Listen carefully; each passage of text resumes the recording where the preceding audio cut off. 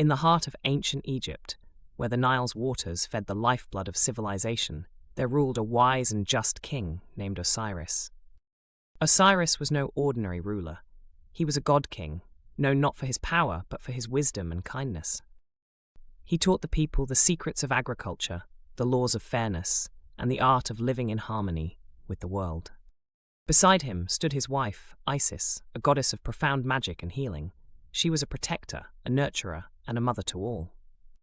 Together, they ruled Egypt, ushering in an age of peace and prosperity. Yet, in the shadows of their splendid reign, envy stirred within Seth, Osiris's own brother.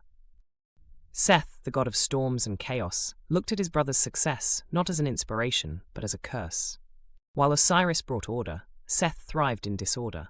To him, Osiris's kindness was weakness, and the love of the people was a prize that should have been his. It was ambition and jealousy that drove Seth to plot the downfall of the brother he claimed to hate.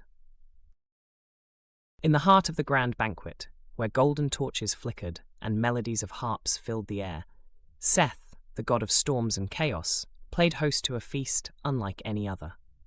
At the heart of the hall stood a magnificent chest, a masterpiece of gold and jewels, captivating the awe of every guest present.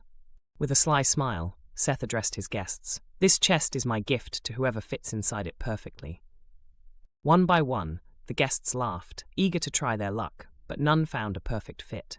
At last, Osiris, intrigued by the game, stepped forward. Tall and noble, he lay down inside, finding the chest to be an exact match. That was when Seth's mask of hospitality fell. With a chilling grin, he slammed the lid shut and sealed it with molten lead, trapping Osiris inside.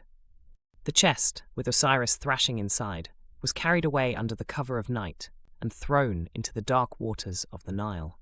When Isis learned of her husband's betrayal, her grief was immeasurable, but her resolve was greater. Disguising herself, she began her search. She traveled the length of Egypt, questioning villagers, braving deserts, and following the flow of the Nile. For months she searched until whispers led her far beyond Egypt to the land of Byblos. There, she discovered that the chest containing her beloved Osiris had become lodged in the base of a mighty tamarisk tree. The king of Byblos, admiring its beauty, had the tree cut down and carved into a pillar for his palace. Disguised as a mortal woman, Isis infiltrated the palace, earning the favor of the queen. Eventually, the gods revealed her true divine nature, and in awe, the king and queen returned the chest to her. Opening it, Isis found Osiris's lifeless body. She wept as the heavens thundered with her cries. Though her magic revived Osiris temporarily, her moment of joy was short-lived. Seth, ever watchful, discovered her labor of love. Enraged, he took Osiris's reanimated body and tore it to pieces, scattering 14 fragments across Egypt. Isis, heartbroken but unwavering, set out on another search. This time, her sister Nephthys joined her, and together they combed the wilderness. Wherever Osiris's remains had fallen, hidden in reeds, buried in sand, submerged in water, they sought them out.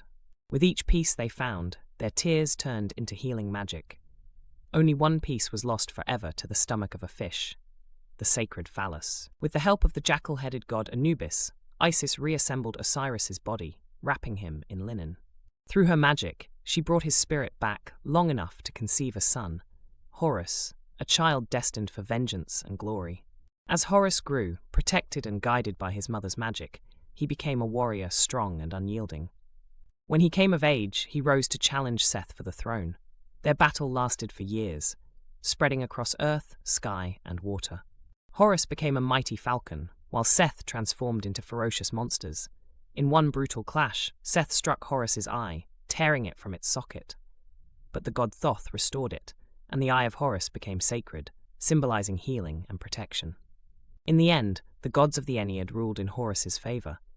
Seth was defeated and cast into the desert, a land of chaos that suited him well. Horus took the throne of Egypt, bringing justice and balance back to the land. As for Osiris, his soul could not return to the mortal world, but his story did not end there. He became ruler of the underworld, presiding over the Hall of Maat, where souls were judged. The tale of Isis, Osiris, and Horus is one of love, betrayal, loss, and justice. Osiris and Isis represent life, death, and rebirth, while Horus embodies the eternal struggle against chaos. Even today, their story endures, a timeless myth carved into temples, whispered in the winds of the Nile, and carried in the hearts of those who seek hope in the face of despair.